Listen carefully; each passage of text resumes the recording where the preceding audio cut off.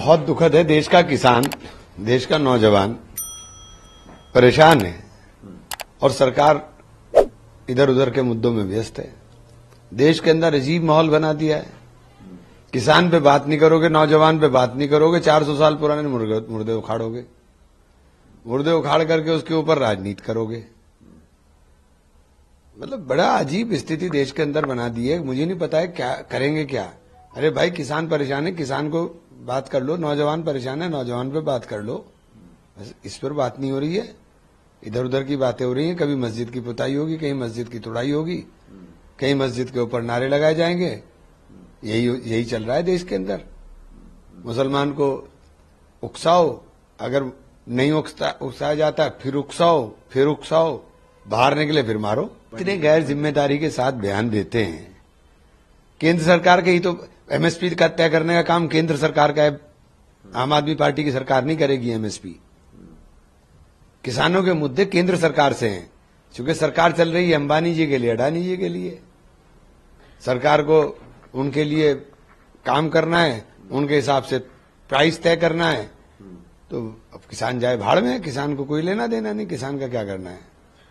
बात कर रहे थे संगीत सोम की। छोड़िए आप, किसी क्या ऐसे लोगों के बारे में बात करें जिनके जो कोई समझ में आने वाली बात हो। उनका जो बयान था, उन्होंने कहा है कि हम कोर्ट पे नहीं निर्भर करेंगे, हम छोड़िए ऐसे लोगों को। देखिए, ऐसे लोग जो हैं जो कोर्ट को नहीं मान रहे, तो देश के अंदर इनके खिलाफ एक्शन क्यों नहीं होता। हमारे मुंह से एक लफ्ज भी नहीं निकलेगा और हमारे खिलाफ एक्शन हो जाएगा। और ये खुलेआम बोलेंगे। देश के अंदर दो कानून चल रहे हैं क्या, कि मुसलमान के लिए कानून अलग है, उनके लिए कानून अलग है। खुलेआम नारे लगाएंगे, खुलेआम गाली देंगे, खुलेआम बोलेंगे, उनके खिलाफ एक्शन नहीं होगा, हमारे खिलाफ एक्शन होगा 1 सेकंड के अंदर। संभल के अंदर यही हुआ, नागपुर में यही हो रहा है। जो संभल में हो वही तो नागपुर में हो रहा है, कि मारोगे भी आप और मरोगे भी आप।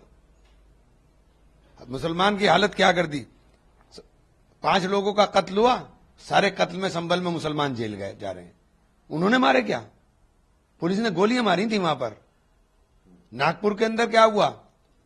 नागपुर के अंदर पहले आप फडणवीस साहब बयान दे रहे हैं कि नहीं जलाया गया। वो तो तमाम चीजें दिखाई दे रही क्या क्या जला है। मैं तो उसके ऊपर बयान देख रहा था किसी नेता का, कि उर्दू में क्या लिखा हुआ है हमें पता नहीं। तो आप उर्दू का जला क्यों रहे थे भाई। अगर आपकी मान लो उस पर मैं देख रहा था सोशल मीडिया पे, उर्दू में क्या लिखा हुआ है हमें पता नहीं, तो आप उर्दू का जला क्यों रहे थे भाई। तो उनको तो कब्र से निकालेंगे, लेकिन जिन्होंने कराया है उनका क्या करेंगे आप। आंख पे पट्टी बंधी होती है न्याय के, और न्याय का तकाजा है न्याय करिए। जिसने भी उसके अंदर रोल किया है सबके खिलाफ एक्शन कीजिए। आप मुसलमान तो बेचारा है, इसे मार लो जिस तरह चाहे मारना भाई। देश में हाल क्या कर दिया हमारा हाल क्या कर दिया देश के अंदर। हमारे लिए तो कोई बोलना भी नहीं चाहता भाई। अब करें क्या। हमारे ऊपर लगातार हमले, हमारे लिए बोलना भी कोई नहीं चाहता।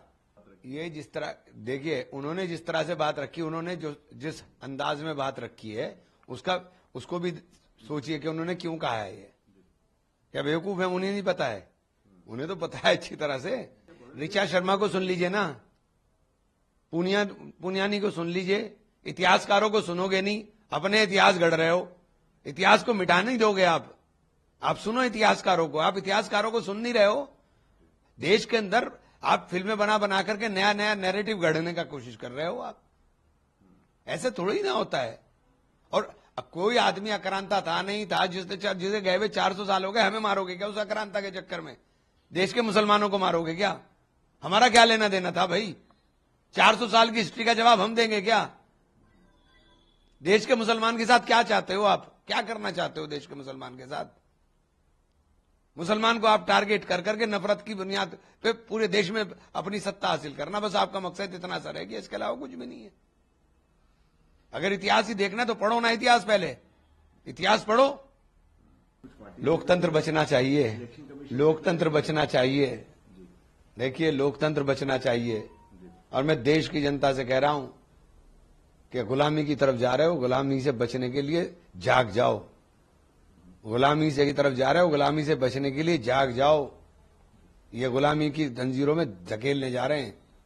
रोजगार आपके पास नहीं रहा है, महाराष्ट्र जैसी स्टेट के नौजवान पलायन करने की सोच रहा है और महाराष्ट्र के अंदर पलायन हो रहा है, उसके ऊपर चिंता नहीं है। महाराष्ट्र के अंदर चिंता है तो 400 साल पुराने गड़े मुर्दों की चिंता है। महाराष्ट्र में चिंता किसान की नहीं है कि किसान बदहाल हो गया, बर्बाद हो रहा है। अरे सरकार बना ली फडणवीस साहब, अब तो 5 साल सरकार चलानी है। सरकार बना ली है, सरकार चलाओ। और सरकार नारों से, खोखली बातों से नहीं चलती है, सरकार आपके इरादों से चलती है। आपके इरादे इतने कमजोर होंगे, इतने कमजोर इरादे का मुख्यमंत्री होंगे, आपके नजर में इतना फर्क होगा, बहुत दुखद है। ईडी का तो काम ही है। ईडी को तोता बना लिया। ईडी और सीबीआई तोता है केंद्र सरकार के, चाहे जिसके पीछे लगा दो, हमारे पीछे भी लगा देंगे, किसी के पीछे लगा दो। ईडी और सीबीआई तो तोता बन गए केंद्र सरकार के।